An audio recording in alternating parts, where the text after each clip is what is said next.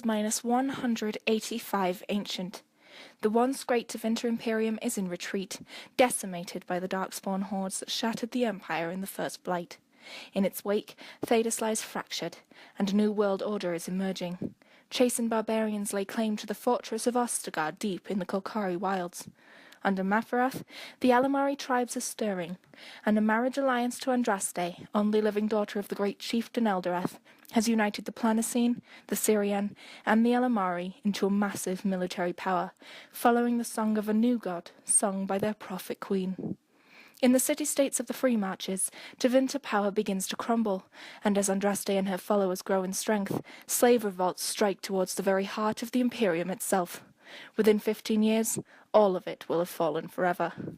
For now, the Empire clings to the last vestiges of power, and the edges of its once massive territory are left to run wild.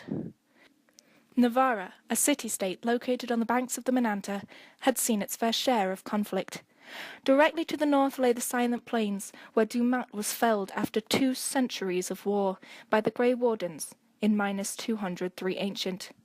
But even before the Blights, the lands that would become modern-day Nevarra were a Tevinter stronghold, and the original home of some of the oldest tribal bloodlines in Theodosian history.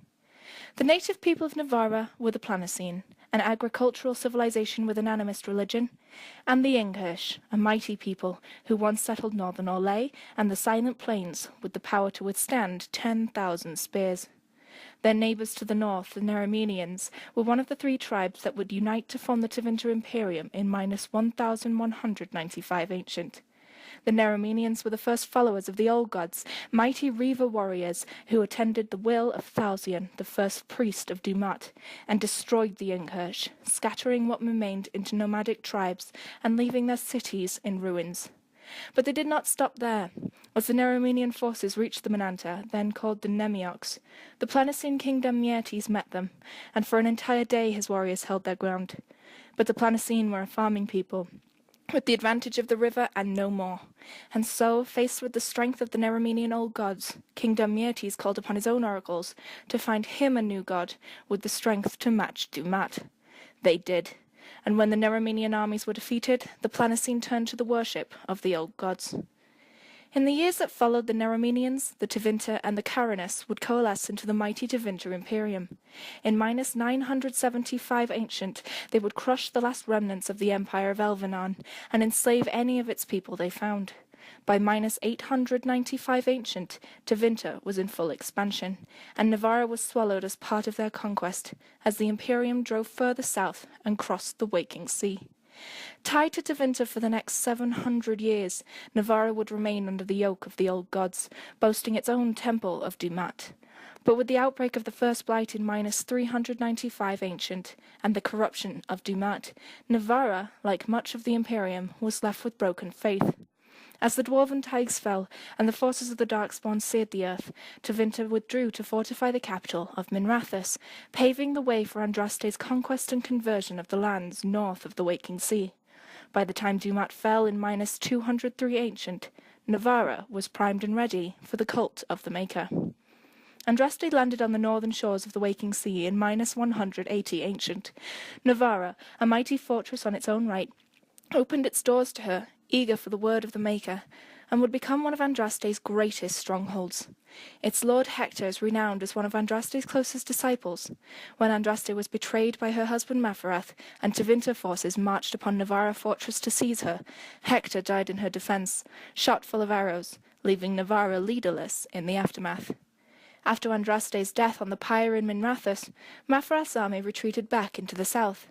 In minus 165 ancient, Mafarath split the lands Andraste had claimed from Tevinter. He granted the elves who had followed Shartan the Dales in the south. The rest he divided between his 3 sons by his concubine Gillivan. The Syrian of modern-day Orlais would be led by his eldest son, Isareth. The free marches he gave to his middle son Evrion, and leaderless Nevarra went to his youngest, Verold. Mafarath himself took Ferelden. Verald took power in Nevarra by manipulating grief. Using the death of his not-quite-mother and his connection to Mapharath as leverage, he established his court in Hector's fortress. But when Mapharath's betrayal emerged in -160 Ancient, upon Archon Hessarian's conversion to the cult of the Maker, Verald's entire court was slaughtered in outrage, and Verald himself was forced to flee southward to the court of his brother Isarath, in what would become Orlais. Nevarra was not leaderless in the years that followed, though there are few records of note following the vilification of Verald. Nevarra lagged behind other city-states for the next 2 centuries, suffering under ineffective leadership and political infighting throughout the rest of the Ancient Age and during the Divine Age. But things finally took a turn in the Glory Age, when the sitting ruler, Ionis, long considered a weak and ineffectual man, contemplated ceding Nevarra entirely to nearby Starkhaven or Orlais. It was the beginning of a new rise for Nevarra. In the town of Hunterfell, a plot to depose Ionis arose, and in 246 Glory, a new ruler came to power, bringing fortune, prosperity, and strength to the once weak Nevarran city-state. The age of the Pentagast kings had begun. That's it for me, guys. Thanks for watching. Special thanks to my Patreon supporters, without whom videos like this wouldn't be possible. Please see me again next week for part 2.